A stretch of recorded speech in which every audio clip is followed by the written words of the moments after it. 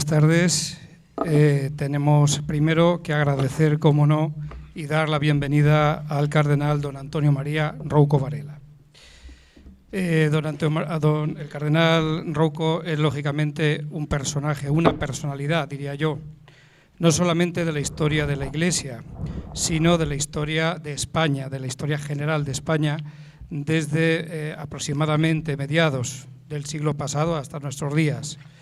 Es una persona que no solamente porque lo lleve su propio título, sino porque lo es una persona, digamos, eminentísima, y que tiene, digamos, pues un amplísimo, digamos, un trabajo intelectual, aparte de su labor pastoral, un trabajo intelectual de gran importancia que viene al pelo para el tema que vamos a tratar y que estamos tratando a lo largo de hoy.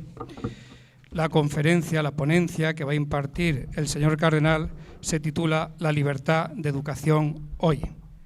Es un tema pues de una, digamos, muy candente actualidad y que siempre es un tema recurrente porque va apareciendo a lo largo de los años y hoy más que nunca pues vuelve a aparecer, vuelve a reaparecer esta inquietud que tenemos los padres y los docentes de qué va a ocurrir con esta, digamos, tan ansiada libertad de educación. Antes de ceder la palabra al señor cardenal, unas rápidas notas biográficas. Tienen que ser rápidas porque es intensísima la vida de don Antonio María. Decir que nace justamente en el año que estalla la Guerra Civil, en el año 1936, que nace en Villalba, gallego de pro, y que bueno, pues estudia, lógicamente, en el seminario de Mondoñedo, se hace sacerdote en ese seminario, que también continúa, digamos, sus estudios de teología en la Universidad Pontificia de Salamanca y que se ordena sacerdote precisamente en el año 59 en Salamanca. Ese mismo año se traslada a Múnich, donde cursa estudios de Derecho y Teología y en el 64 se doctora en Derecho Canónico. Fue profesor de Teología Fundamental y Derecho Canónico en el Seminario de Mondoñedo e impartió clases en el Instituto de Derecho Canónico de la Universidad de Múnich, en la que obtuvo la cátedra de Derecho Canónico Fundamental y en 1952 fue nombrado vicerrector. En el año 73 fue nombrado consultor de la Sagrada Congregación para el Clero. El Papa Pablo VI le nombra obispo auxiliar de Santiago de Compostela en 1976 y el 31 de octubre de ese año era consagrado obispo. En el 84 fue nombrado arzobispo de esa sede compostelana por el Papa Santo Juan Pablo II. En 1994 fue promovido arzobispo de Madrid y el 18 de enero del 98 fue nombrado cardenal, recibiendo el capelo cardenalicio de manos del Papa Juan Pablo II el 21 de febrero de ese mismo año. Como tal, es titular de la iglesia de San Lorenzo en Damaso, habitualmente ocupada por un purpurado español. El 28 de agosto de 2014, el Papa Francisco admite ya su renuncia por razones de edad a la diócesis de Madrid, a la que pertenece hoy precisamente en su calidad de emérito. Es miembro de la Asociación Internacional de Derecho Canónico, de la Asociación Española de Canonistas, académico numerario de la Real Academia de Ciencias Morales y Políticas, doctor honoris causa por la Facultad de Teología de la Universidad de Navarra, por la Universidad Católica del Mar del Plata en Argentina, por la Universidad CEU San Pablo y por la Universidad de Burgos. En el 96 fue nombrado por el Papa Juan Pablo II Magnum Cancelarium de la Facultad de Teología de San Dámaso de Madrid. En 2003 finalmente recibe la Gran Cruz de la Orden de Isabel la Católica en reconocimiento a su labor con ocasión de la 5ª visita apostólica del Papa Juan Pablo II a España. Finalmente, y como nota entrañable, es hijo adoptivo y medalla de oro al mérito ciudadano de la ciudad de Santiago de Compostela. Y ya, sin más preámbulos, le cedo la palabra a don Antonio María Rouco. Muchas gracias.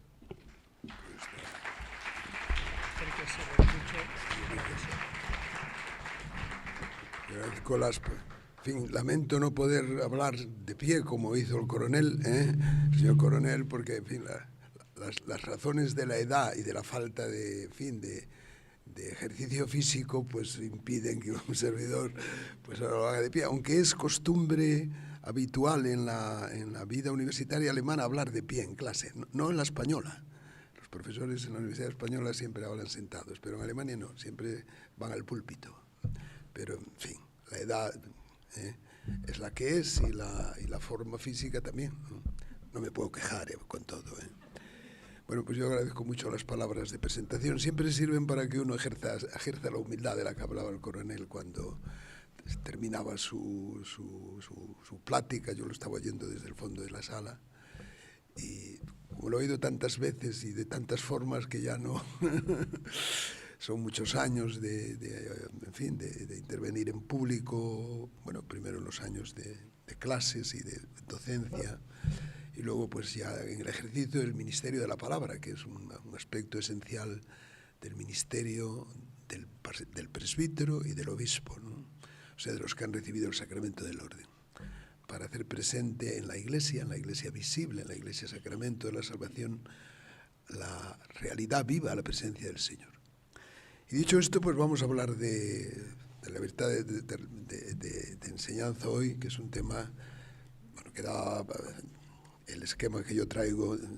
Si lo desarrollase, pues tendríamos que irnos a cenar a las 10 de la noche, así que vamos a hacer una especie de resumen de lo más didácticamente posible y lo más claro posible.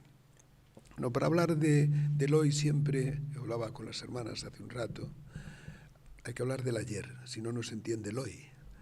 Y no se puede hablar de futuro si no se entiende el hoy a la luz del ayer y del pasado, ¿no? El hombre es más que historia, ciertamente, y más que tiempo. Incluso cuando vive en el tiempo es más que tiempo. El hombre tiene una realidad constituyente que traspasa el tiempo y traspasa la muerte, ¿no? Es verdad que para aceptar esa verdad fundamental del hombre, que es un ser para la eternidad, la filosofía contemporánea es una filosofía que le ha costado mucho ser metafísica, de trascender lo físico y ver en el hombre y en la realidad más que realidad física.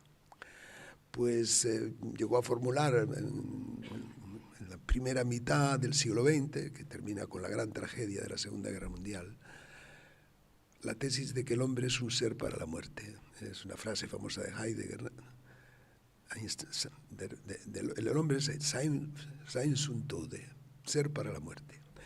Bueno, pues no, el hombre es un ser para la vida, es para la vida eterna, además para la vida eterna. Y esa eternidad la llevamos ya nosotros en lo más hondo de nuestro ser, ¿no? Me sale ahora una anécdota de un colegio de Madrid, de un profesor que quería convencer a las niñas y a los niños que tenía delante de que no existía Dios. Entonces les hace la siguiente forma, discurre del modo siguiente. ¿Veis la ventana que está y tal? Sí, sí, luego existe, sí, sí, es verdad. ¿Veis la mesa de los sillones del...? Sí, pues lo existe. ¿Veis a Dios? No, luego no existe. Y se levanta una niña y dice, ¿veis los pensamientos del profesor? No, luego no existen. Ese querer desconocer, lo que es muy típico de la cultura, de lo que llamamos la modernidad ilustrada del siglo XVIII, de no querer entrar en lo más hondo del ser. Y lo más hondo del ser del hombre, pues efectivamente hace difícil comprender que el hombre es un ser para la eternidad. Y de eso se trata cuando se educa al hombre, o cuando se le educa como hay que educarlo, que sea consciente de que es un ser para la eternidad y que su destino no termina aquí, se prepara aquí, se desarrolla aquí, se culmina en el tiempo aquí, pero para dar el paso a la eternidad. La muerte no es el fin, es una puerta. La muerte no... Los militares lo entienden, bueno, los creyentes, a los otros les va a ser muy difícil entenderlo, ¿no? Y les viene bien entenderlo porque la valentía aumenta, sabiendo que lo que se puede hacer es sacrificio, ¿no? Cuando la vida se lleva hasta la muerte y como una ofrenda, pues el horizonte se despeja. Entramos en la visión de la gloria, en la visión de la vida eterna, que solo se da en Dios. No hay realidad que garantice eternidad, ni felicidad eterna, ni vida eterna, si no es Él. Y un Él que intervino en la historia, que no se quedó fuera de la historia, nunca, desde el principio de la historia misma, pero que tuvo un momento culminante en esa historia cuando se hace hombre.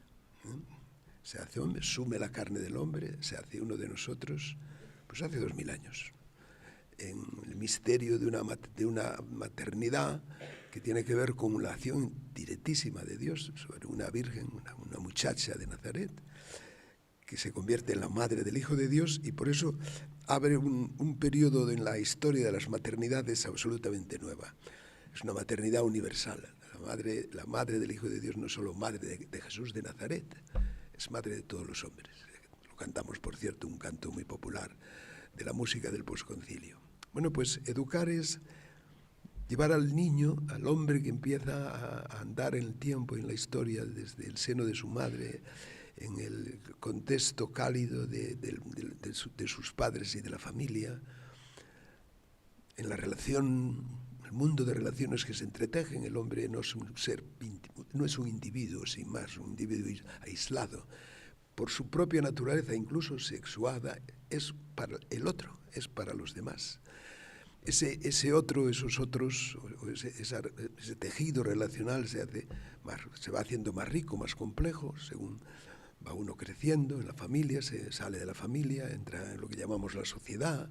El concepto de sociedad es un concepto muy antiguo que elabora la filosofía griega y que está muy en el fondo también de lo que es el derecho romano, y que también entra en la hora de la percepción del ser relacional o la relacionalidad que tipifica lo que es el hombre, y que llega pues a convertirse en un tramado de relaciones que es el Estado, ¿no?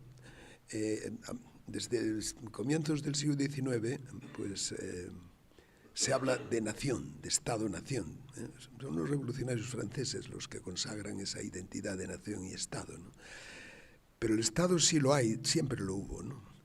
Y el Estado pues implica comunidad y comunidad política, es de comunidad de los que viven en un determinado lugar que persiguen juntos el posibilitar que el hombre alcance su fin, ¿eh? Desde el punto de vista de los bienes materiales, desde el punto de vista también de los bienes morales, desde el punto de vista de las realidades más hondas que constituyen la personalidad humana. Bueno, pues ese niño ese hombre que nace, y que nace cuando lo concibe su madre en su vientre, no más tarde, ¿no? En la discusión en torno al aborto, que, en fin, o eufemísticamente interrupción del embarazo, pues se quiere desarrollar una tesis de que en fin, el embrión pues es un montón de células. Digo, hombre, de un montón de células luego sale la maravilla de una persona. Raro, ¿no? Es imposible, con un razonamiento lógico. No hace falta aquí entrar en un proceso de razonamiento lógico inspirado por la fe, sino digo, oiga, si de este embrión nace una persona, es que el embrión es más que una bolsa de células o de carne, ¿no? Bueno, pues desde ese momento comienza el proceso educativo del hombre. Y ya en el seno de su madre, lo dicen los psicólogos, ¿no? Y la psicología es una ciencia empírica. En fin, antes de que hubiese psicología como ciencia empírica, pues ya se sabía, la madre sabía que llevaba el niño en su seno y el niño pues funcionaba con su madre. Pero después, naturalmente, entra en el proceso educativo ya de una forma independiente de su madre, al menos físicamente, no psicológicamente. Hay un filósofo español, un jesuita, por cierto, gallego, de mi tierra, que se ha muerto, era profesor en Comillas, tiene una bellísima obra sobre el amor, el amor visto desde la perspectiva filosófica. Y del hombre nace no solo cuando la madre da a luz, sino cuando empieza a hablar, cuando es persona no físicamente independiente, más o menos, sino también cuando empieza a ser culturalmente él, cuando empieza a ser emotivamente él y se puede expresar, usa el lenguaje ya. Entonces es cuando nace el hombre. El hombre nace como término de un proceso de amor materno y de amor paterno, que es mucho más que un proceso físico, biológico, sino que es un proceso psicológico, un proceso espiritual profundo, ¿no? Las formas y modos después, como la educación se desarrolla, el proceso educativo se desarrolla a través de la historia, incluye realidades institucionales y sociales de todo tipo, y termina en lo que podríamos llamar la edad moderna de la historia de Europa, en lo que llamamos la escuela, ¿no? El sistema escolar, el sistema de enseñanza, el sistema educativo no es lo mismo, efectivamente educación y instrucción y enseñanza, pero tampoco se pueden desconectarlas, son realidades íntimamente relacionadas entre sí. Cuando la familia y la minifamilia y la gran familia pues es incapaz por razones obvias de distribución del trabajo, etcétera, de acompañar de cerca el proceso de educación de los niños o del hombre, y sobre todo en el terreno de los saberes, de la acumulación de cultura, de conocimientos y de experiencias, pues nacen las instituciones educativas, ¿no? En los 2000 años de cristianismo, la Iglesia ejerce un papel importantísimo en lo que podríamos llamar la institucionalización de la enseñanza. Por ejemplo, las escuelas monacales, ya en la primera, las escuelas benedictinas, ¿no? Las escuelas catedralicias. También hay realidades educativas que nacen de la sociedad feudal, de los señores feudales, también de los reyes, ¿no? Menos, ¿no? Y después ya en los últimos 5 siglos de historia, sobre todo de la historia europea y la historia euroamericana, pues nace, por ejemplo, la escuela típica que procede de la espiritualidad y de la idiosincrasia de la Compañía de Jesús. San Ignacio de Loyola pone en marcha muy pronto colegios, se llaman colegios además. Se llamaban colegios mayores. Los colegios eran en la España del siglo XV y el siglo XVI, en esa gran España de la Edad de Oro, pues un lugar donde los que iban a la universidad nace en el siglo XIV, el siglo XIII, se desarrolla en el XIV y el XV, pues los estudiantes que iban a Salamanca se alojaban y vivían en un colegio, ¿no? Donde se relacionaban, se ligaban. La compañía lleva la figura y el modelo de colegio a los adolescentes y a los preadolescentes, y además en régimen de internado. Y luego pues también empieza en el campo de la educación de la mujer. Aquí estamos en una casa cuya orden fue fundada en el siglo XVII por Santa Juana del Estonac, ¿no? En la Iglesia, también después en el mundo protestante, que surge de la ruptura de Lutero con la Iglesia Católica, también se da el fenómeno de la escuela que nace y que vive de la realidad de la comunidad cristiana.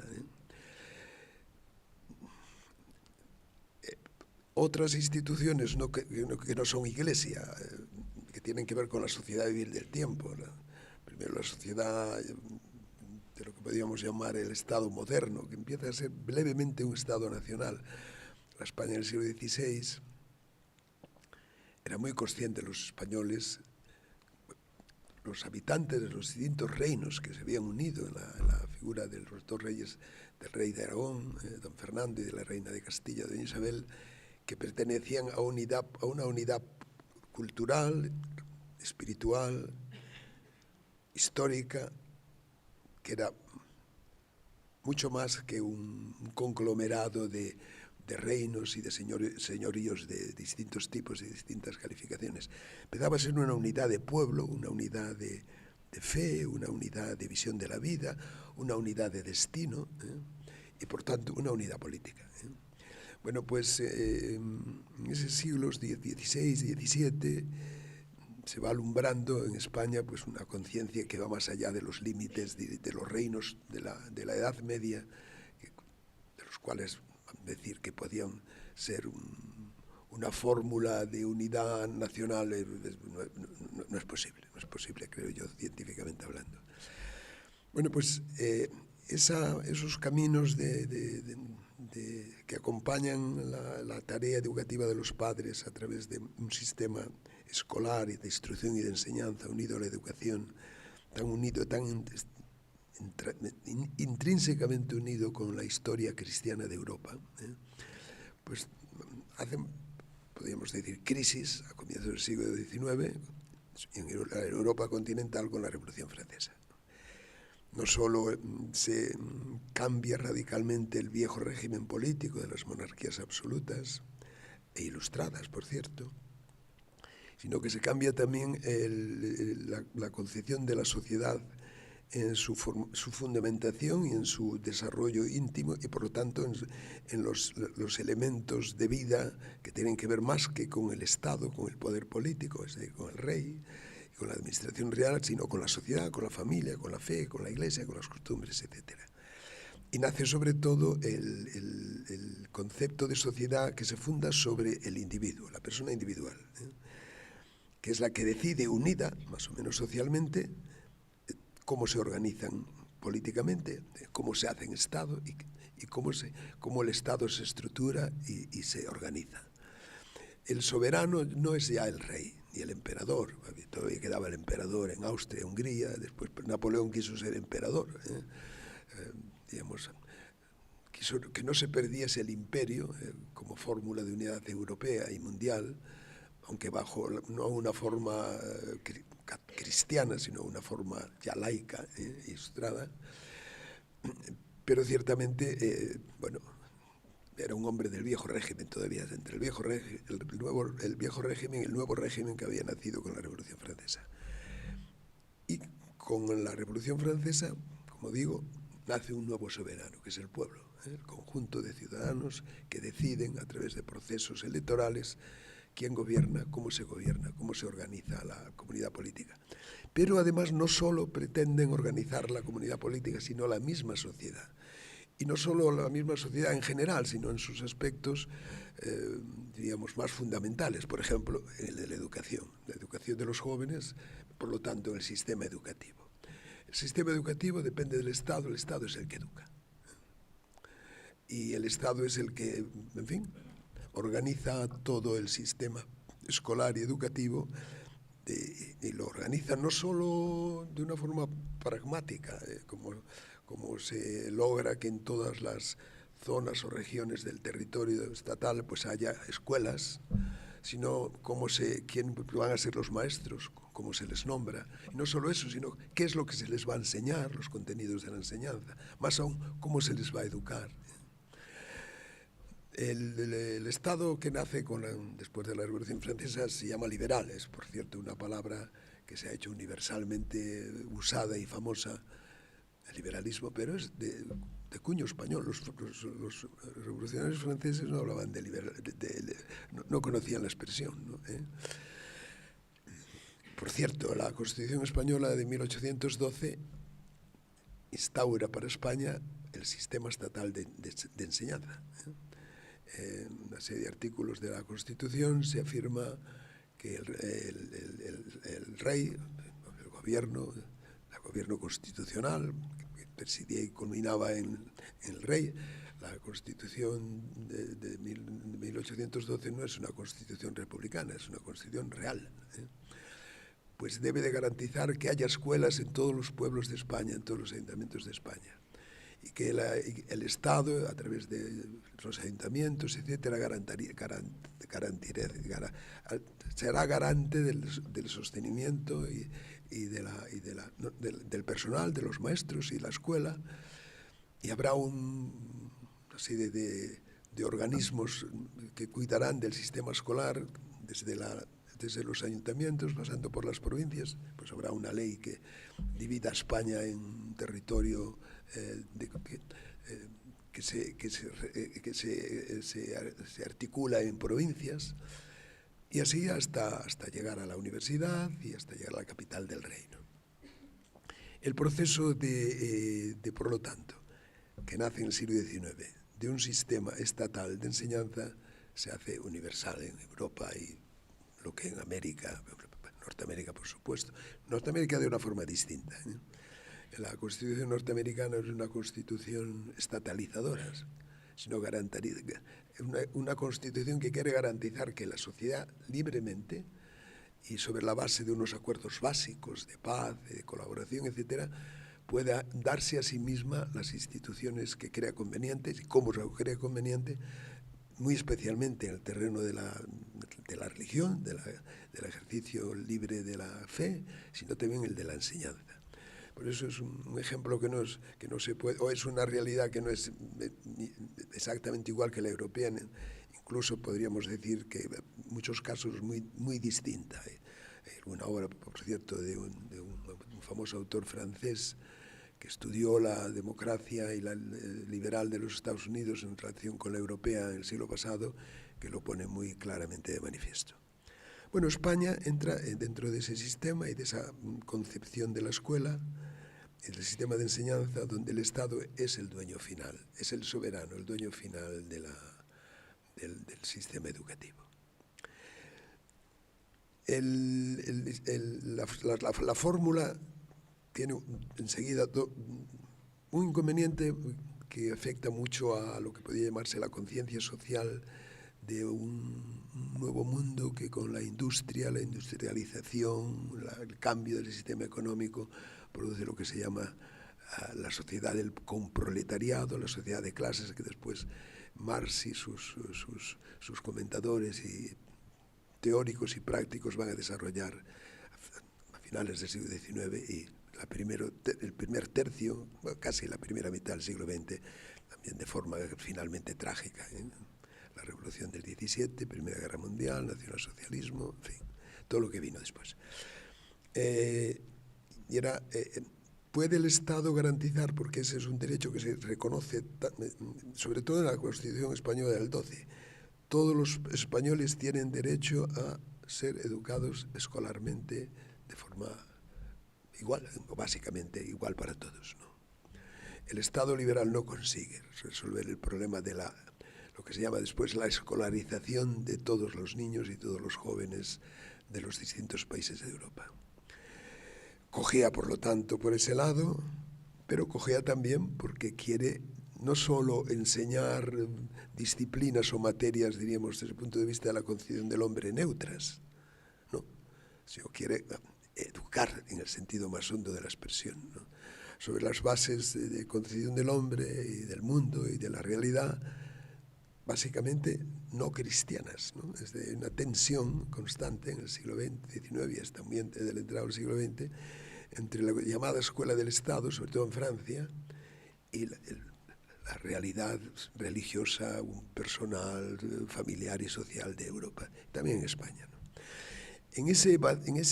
Dentro de esa tensión entre no lograr la finalidad de la escolarización universal, segundo, de querer sustituir en la educación las convicciones de los padres religiosas, morales, por las que impone el Estado, que se considera en muchos casos claramente ateo, como pasaba con el Estado que nace de la Revolución Francesa, otros casos como radicalmente laicista, pues entra la realidad viva de la Iglesia y de los cristianos, sobre todo a través de esa floración inmensa de congregaciones religiosas, tanto masculinas como femeninas, que nacen a la historia en el siglo XIX y en el siglo XX, en toda Europa, en España de una manera muy notable. Que quieren responder primero a la necesidad de la escolarización y de la educación de las niñas y de esa capa infantil y juvenil más golpeada por la crisis económica, que se asienta en los barrios, en los suburbios de las grandes ciudades europeas, que nacen y se desarrollan muy anárquicamente y con muchísima desigualdad de todo tipo, ¿no? Y que a la vez quieren garantizar una respuesta educativa donde la gran tradición cristiana, la gran visión cristiana del hombre y de la vida, que son la que más o menos casi en su totalidad es la convicción de los padres y de las madres de familia, puedan ser transmitidas a las nuevas generaciones. Hay una orden que es muy típica, masculina, que también se hizo femenina, que puede servir de modelo de ese proceso de esa historia riquísima de congregaciones religiosas dedicadas a la enseñanza, que es San Juan Bosco y la gran familia salesiana, ¿no? La forma como nace en los suburbios de Turín, en la educación de los niños y de los jóvenes abandonados y solos, la forma familiar como él organiza los oratorios. Por decir un nombre por todos. Están los maristas, los hermanos de la Salle, y las familias femeninas dedicadas a la enseñanza son infinitas. Todavía lo podemos ver en el mapa escolar de España o de Madrid, por ejemplo. Los colegios de titularidad católica pues son un 80-90% colegios que tienen como titulares órdenes y congregaciones religiosas masculinas y femeninas.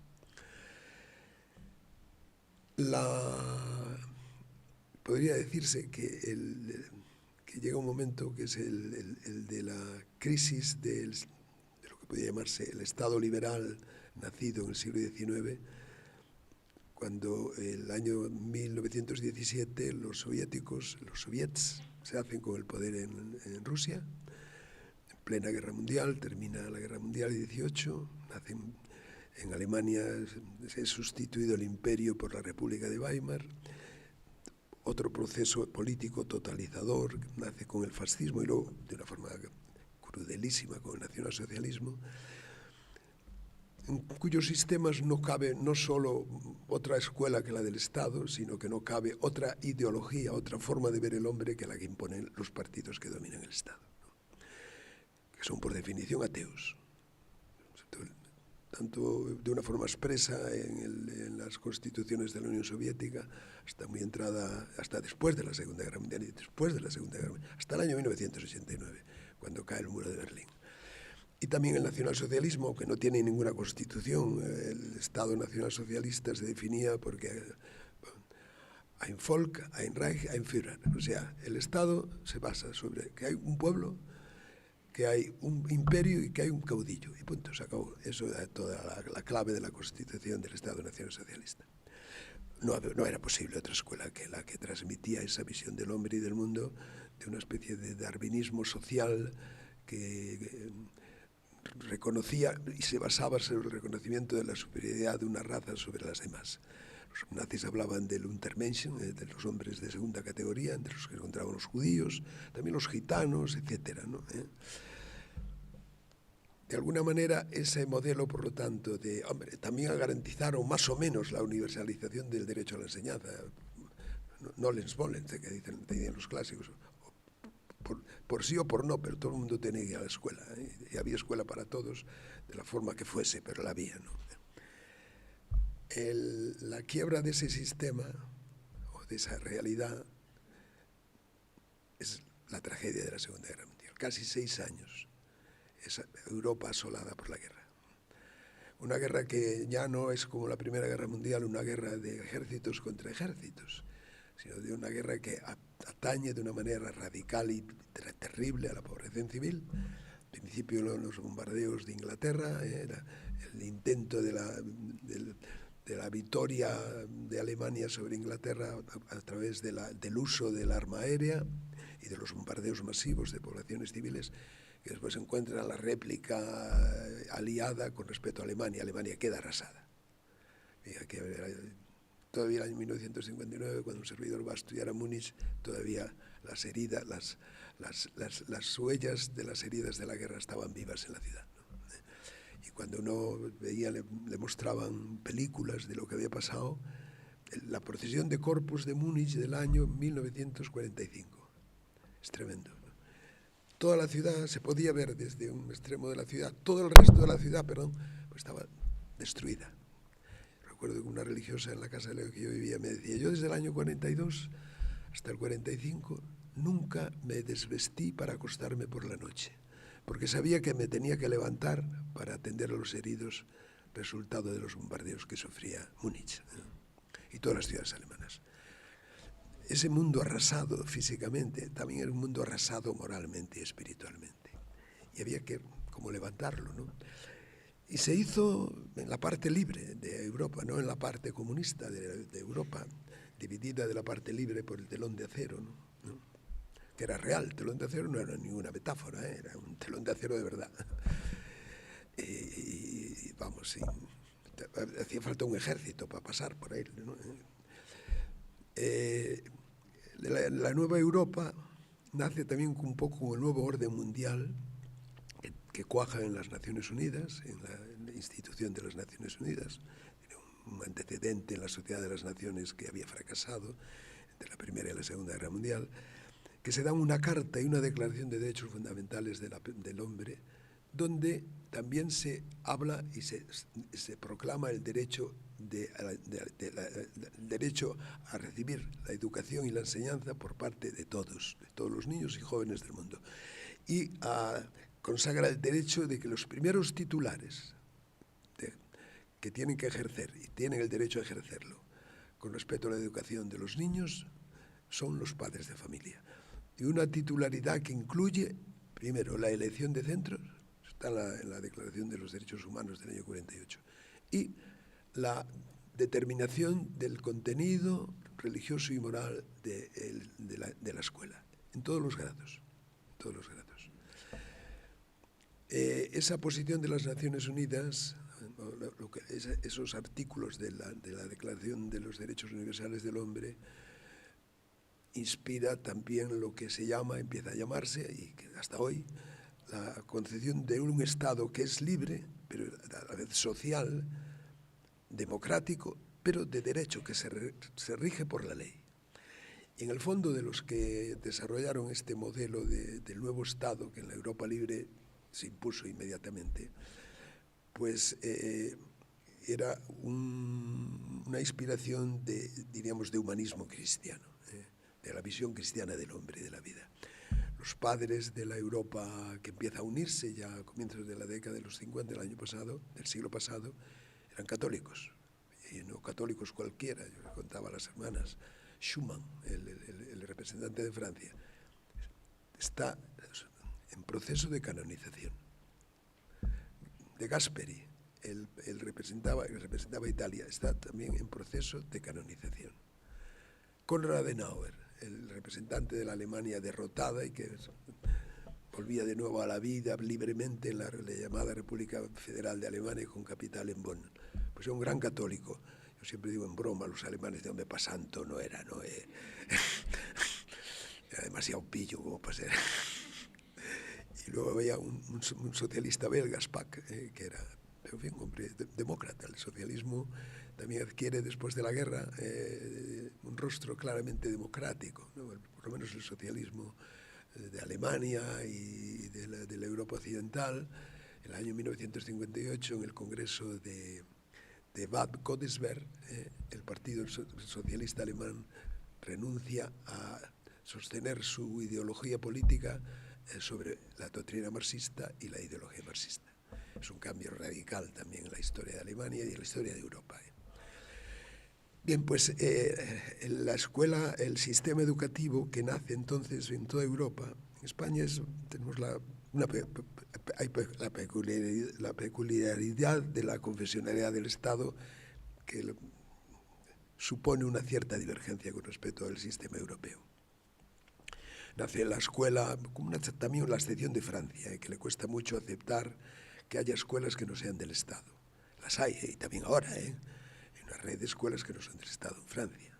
Y también en la escuela francesa, muy estatalizada, pues hay la posibilidad de formación religiosa y moral, no dentro del horario escolar, sino después, al finalizar el horario escolar.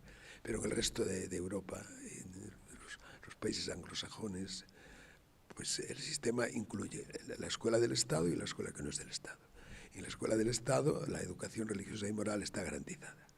Y se da y se ofrece de acuerdo con las iglesias correspondientes a las que pertenecen los padres y con las cuales los padres quieren colaborar. Y las escuelas no del Estado tienen financiación también del Estado. No hay ninguna, si alguien quiere hacer una escuela especial y en fin, especialísima, puede buscarse un sistema de financiación propio, pero aún así, las escuelas que no son del Estado en Alemania, yo conozco mucho pues una congregación religiosa de la enseñanza. Todavía cuando yo voy en el verano a Múnich voy allí, me hablo con las hermanas de las pobres de las escuelas. Yo digo, pobres ya no son ustedes. Claro, la financiación no está sometida a concierto, no está sometida, son relaciones contractuales de colegio a colegio, según las necesidades del colegio y de los padres del colegio, que dan muchísima libertad, tanto para los padres como para los directores del colegio. La fórmula concierto es un poco constreñida. Ya, y con esto entramos ya en España, y con España. Este sistema educativo se impone en la Constitución a través del artículo 27 de la Constitución, que es una combinación bastante genial, de la afirmación del derecho universal a la enseñanza, a recibir a ser educando escolarmente, y la libertad de enseñanza. El número primero del artículo 27 dice: todos tienen derecho a la enseñanza, se garantiza la libertad de enseñanza. Y luego el artículo desarrolla en varios párrafos esos dos principios, un cierto equilibrio, ¿no? Ese equilibrio quedó muy aclarado con las sentencias del Tribunal Constitucional del año 81, por cierto, fue aducido por la señora ministra actual de una forma incomprensible, porque es que la Constitución, la sentencia del año 81 garantiza clara y plenamente la libertad de elección de los centros educativos por parte de los padres. Lo que pasaba es que detrás de la ley que fue objetada entonces por el Partido Socialista, era una ley ideal, configurada por un gobierno de la OCDE, en que el ministro era don José Manuel Otero Novas, que había concebido el sistema de enseñanza de una forma social, no estatal, o estatalizante, introduciendo el llamado cheque escolar, que se empleaba en otros países europeos. La enseñanza es gratuita para todo el mundo, y la gratuidad se garantiza porque cada familia recibe un cheque por el importe X, según el número de niños, etcétera. Y uno lo puede usar en una escuela que el Estado crea, o puede usarlo en una escuela que no ha creado el Estado, sino personas físicas o jurídicas. Esa ley era demasiado futurista para que pudiera triunfar. Solo hubo una ley posterior que tuvo menos tiempo de vigencia que esta, que fue la LOC, Ley de Calidad Educativa del segundo gobierno de don José María Aznar, que fue promulgada un mes antes de las famosas elecciones del 2004, después del del terrible atentado del 11M en Madrid, que cambió el signo político del gobierno siguiente. Bueno, las elecciones, esa ley fue derogada inmediatamente, ¿no?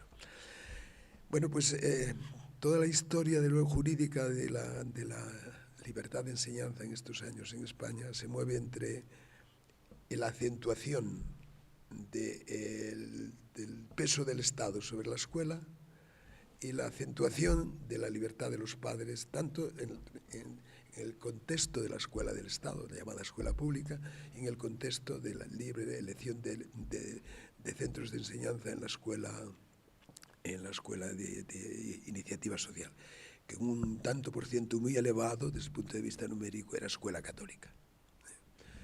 La escuela del Estado de iniciativa social no católica en España hasta hace 20 o 30 años era casi un 80 o 90%, casi el 100% escuela católica.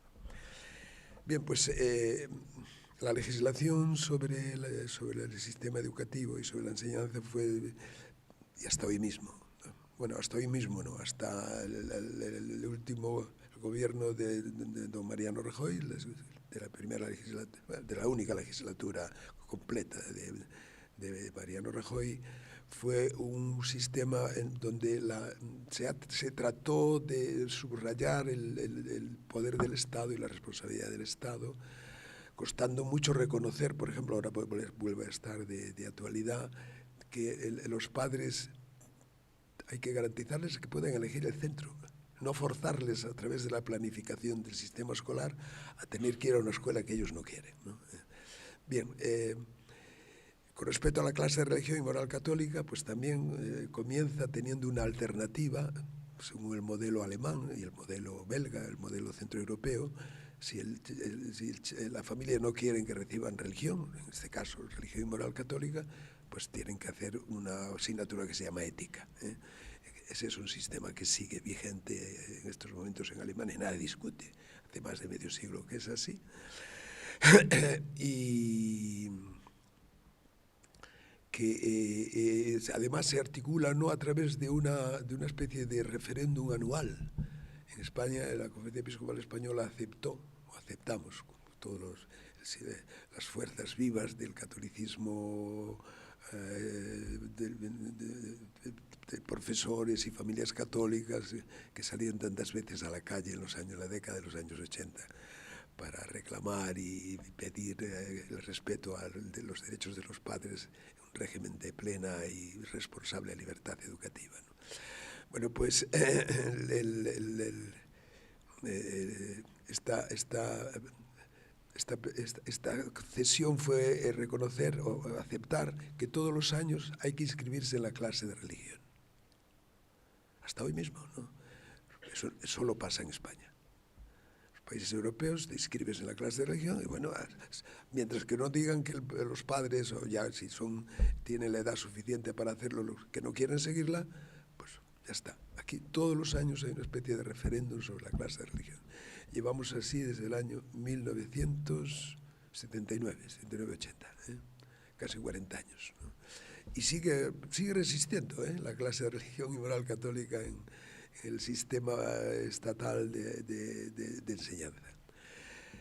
Y luego, pues, este proceso de acentuar el elemento estatalizador que contiene el artículo 27 de la Constitución, de algún modo fue filtrado y muy favorablemente elaborado por el Tribunal Constitucional, tanto con la sentencia del año 81, sobre todo como la del 85, donde se asienta claramente lo que es el estatuto básico de una escuela que no sea del Estado, para que el Estado la reconozca, y los derechos de los padres que eligen ese tipo de escuela en igualdad de condiciones que elige una escuela del Estado.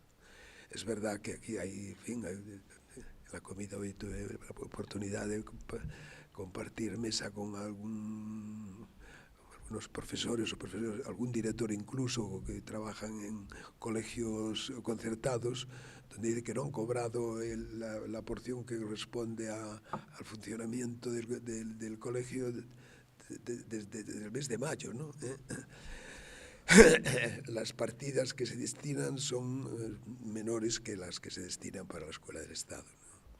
Pero en fin, de todos modos es una fórmula que en fin, está funcionando más o menos, y con la ley LOMCE, me parece que es la ley del gobierno Rajoy, donde hace una especie de cierta reversión de lo que podríamos llamar el acento estatalizador en el sistema general de enseñanza, por ejemplo, a reconocer la iniciativa social, de reconocer el derecho a la iniciativa social, por lo tanto a los padres, de elegir el colegio que quieren para sus hijos, independientemente de si hay escuela del Estado en el lugar o no la hay, ¿no? Ese criterio que está asentado sobre la Constitución, pues parece que quiere ser de nuevo revisado en la actual situación de crisis de esa ley, que probablemente, pues, si el futuro inmediato político de España va a ser como lo que se prevé ahora, pues seguramente termina efectivamente con la reversión de ese criterio a favor de la libertad de los padres a la hora de elegir el colegio que quieren para sus hijos. Si hay escuela del Estado, pues no se puede elegir y construir una escuela de iniciativa social, aunque haya muchos padres que la quieran, ¿no? En fin, ya veremos. Pero en cualquier caso, el artículo 27 de la Constitución es un buen artículo. En consonancia con respeto a la clase de religión y moral católica, con los acuerdos entre España y la Santa Sede del año 79, que no entran que reconocen para sus propios colegios, la escuela católica, la vigencia de las leyes del Estado. La Iglesia no negoció ninguna ventaja para las escuelas católicas, sino que en el acuerdo se acepta sin ninguna reserva que los colegios de la Iglesia, los colegios católicos, se rijan por las leyes generales del Estado. Lo único que se regula con una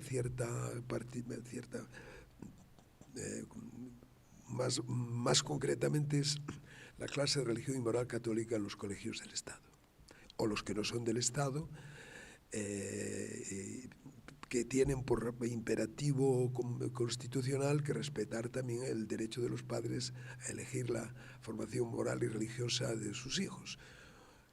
es un principio, una exigencia legal que vale para todos los colegios, y no solo para la religión católica, sino para otras religiones. Si es que los padres, si hay una mayoría de padres, de familias, por ejemplo, luteranas en Madrid, hay un colegio, ¿no? Y dicen, no, nosotros queremos que aquí haya, que la religión que se enseñe, pues es que sea la evangélica, la luterana, pues tiene que hacerlo, ¿no? Bien, pues desde ese punto de vista, claro, también hay un intento de debilitar la formación religiosa y moral de los jóvenes, de los alumnos, según lo que pidan los padres o ellos cuando tengan la edad suficiente para hacer la elección, sobre todo en bachillerato, y que que cuaja en suprimir la alternativa, sobre todo el valor académico de la alternativa. Eso ocurre a partir de la LOCSE en el año 1990-91. La alternativa es, pues se hacían bromas entonces cuando éramos jóvenes, parchís y tal, era la alternativa a la clase de religión, ¿no? Pues una sentencia del Tribunal Supremo de que no podía ser que ese tiempo que los alumnos de religión pasaban en clase, los otros alumnos tenían que ocuparlo en algo serio, ¿no? Pues se terminó en una especie de oferta de formación general en valores, y así se siguió hasta la ley Rajoy, que revierte la situación, pero ya y con pocos años, muy poquitos años de vuelta a la alternativa, de una alternativa, creo que es, no sé cómo se llama ahora, sociedad, Estado y sociedad, o cultura y sociedad, y ahora veremos a ver lo que pasa, ¿no? De todos modos, el problema más vivo y más profundo en el que nos encontramos en este momento con respecto a la libertad de enseñanza es la libertad de los contenidos de la educación y de el futuro, o la visión del futuro de lo que podría llamarse el hombre y de su existencia, ¿no? De su destino. Las leyes que están articulando, imponiendo la llamada ideología de género, suponen, cuando se imponen en el sistema educativo, una limitación radical de la libertad de enseñanza, como nunca se había dado. Bueno, se dio, sí, el nacionalsocialismo y el comunismo, efectivamente, el totalitarismo de estas versiones es mucho mayor, pero es que afectan a la concepción misma del hombre, de la persona humana, y la imponen. El Estado se está haciendo, diríamos, como confesante, profesa de algún modo una religión, entre comillas, pues una visión del hombre, una visión de la vida, y la quiere imponer. Y la está imponiendo en parte ya a través de fórmulas legislativas de algunas comunidades autónomas. Se habla de que ya hay un cierto proyecto de proyectarla a través de una ley nacional a toda España. Eso supone es poner en interrogante los derechos constitucionales de los padres de familia de una forma muy radical. Esperemos que, si no por la vía ordinaria, sino por la vía del recurso constitucional, que eso no se consume, ¿no? Desde el punto de vista político-jurídico. Y luego, desde el punto de vista nuestro, de los que se viven y ejercen la libertad de enseñanza a través de la creación de centros de iniciativa social, sobre todo de la Iglesia, pues el problema es interno. La crisis vocacional está haciendo estragos en las congregaciones religiosas masculinas y femeninas. Los profesores y los educadores que necesita la escuela católica para que la escuela sea católica, si no son consagrados y consagradas, tendrán que ser seglares, pero seglares que asuman claramente como vocación propia educar a las generaciones jóvenes que los padres les confían, pues de acuerdo con la fe y la doctrina de la Iglesia, ¿no? Y la visión cristiana de la vida y del hombre. Esa es una gran tarea que no va a resolver, ni tiene por qué hacerlo el Estado ni otros grupos sociales. Es un asunto interno de la Iglesia y de los católicos. Eso es el otro gran desafío para el futuro de la libertad de enseñanza en España. Que los padres la asuman y la vivan, y la reflejen y la proyecten sobre la escuela que quieren, para la cual no pueden contar de momento, no sé cuánto durará. Las crisis vocacionales en la historia de la Iglesia han durado muchas veces tiempo, otras veces menos tiempo, con que van a tener monjas y frailes, diríamos en un lenguaje coloquial, para educar a sus hijos. No, tendrán que ser los seglares, las familias. Una de las profesiones más hermosas para un chaval, un joven católico en España, aparte de entrar en las Fuerzas Armadas, que lo necesitamos mucho, es entrar en el mundo de la enseñanza, ¿no? También el de la política, y también el del periodismo. Son profesiones donde no se gana mucho dinero. Es así, ¿no? Pero justamente por esa razón son profesiones que la vocación cristiana de la vida, marcada y sustentada en la primacía del amor verdadero, del amor que nace del corazón de Dios, pues te dicen, hazlo, no quieras ser rico, no quieras hacerte rico a través de los negocios, de profesiones, en fin, de mucha fecundidad económica, sino de profesiones que van a servir y sirven profundamente al bien de la persona humana. Pues la enseñanza, la defensa, los medios de comunicación, donde medios y lugares de la vida y el desarrollo social donde se incide profundamente en la vida de las personas, en su libertad y en su destino, en este caso de las familias. Así que para la CNDP, que es la que organiza, o ACP, ¿no?, que ha organizado este encuentro de católicos para la vida pública, en conexión con la gran celebración de la semana pasada en Madrid, de la jornada, libertad de enseñanza que se fundamente sobre la libertad de educación, donde los padres de familia y las familias puedan realmente, punto de vista jurídico, formal jurídico y real social, real económico y cultural, educar a sus hijos de acuerdo con sus convicciones, las marcadas por el sí a Dios, el sí al Dios que se ha revelado en Jesucristo, al sí de la fe vivido en la comunión de los que siguen a Él, los siguen en la Iglesia, y con una proyección que va más allá, naturalmente, irá para el bien de todos, más allá del círculo de la familia, y que afectará a toda la sociedad, para que en la sociedad haya valores, porque efectivamente los valores no nacen de la nada, ¿no? Y si no, la concepción del hombre y de la vida no funciona, difícilmente va a haber valores sobre todo que se puedan compartir y que se ejerzan y se vivan de una forma muy amplia, y que, de tal manera que afecten no solo a los que tienen la misión de defender valores fundamentales, en este caso los consagrados en la Constitución Española del año 1978, sino otros más que son necesarios para que funcione la sociedad y los hombres hagan el camino de la vida de tal manera que terminen bien en la eternidad, porque hay el que decía un viejo dicho del siglo XVI español: el que se salva sabe, y el que no se salva no sabe nada.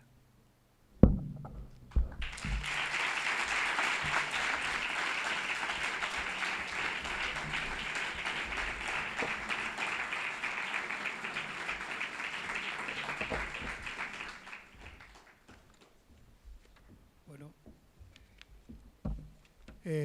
nos hemos comido ya todo el tiempo posible. Damos las gracias a don José María, a don Antonio María, señor cardenal, don Antonio María, por esta erudita y magnífica ponencia que nos ha dado sobre la libertad de enseñanza, y tenemos también el honor de hacerle este pequeño obsequio. Es un triple obsequio, Sí, tenga cuidado que hay una botella. A ver, se va a caer. Pido auxilio aquí. Auxilio, bueno, pues se lo damos ahora y luego lo entregamos, y simplemente pues que sea bienvenido por siempre entre nosotros. Muchísimas gracias. Se me ha olvidado decir una cosa, que la digo rápidamente. El Papa Benedicto XVI debió de ser el año 2010. Sí, Papa Benedicto XVI, el año 2010, tuvo una intervención ante la Conferencia Episcopal Italiana que había programado la actividad de la conferencia para 10 años en torno a la categoría educación, el servicio de la Iglesia de la educación, y usó como expresión de lo que él diagnosticaba en relación con el mundo educativo en Italia, pero que valía para un diagnóstico europeo, por no decir universal, la palabra emergencia educativa. Vivimos una situación de emergencia educativa. donde se ha perdido la noción de que el hombre no es un individuo aislado, sino que se constituye con el tú, y con el nosotros y con Dios. Y luego que se basaba y se fundaba esa emergencia educativa porque el relativismo, primero el agnosticismo filosófico y teológico, y luego el relativismo moral se había apoderado de la sociedad y de la opinión pública europea. Así, decía él, es muy difícil educar. Por lo tanto, nos encontramos en un momento de emergencia educativa. Sigue valiendo la...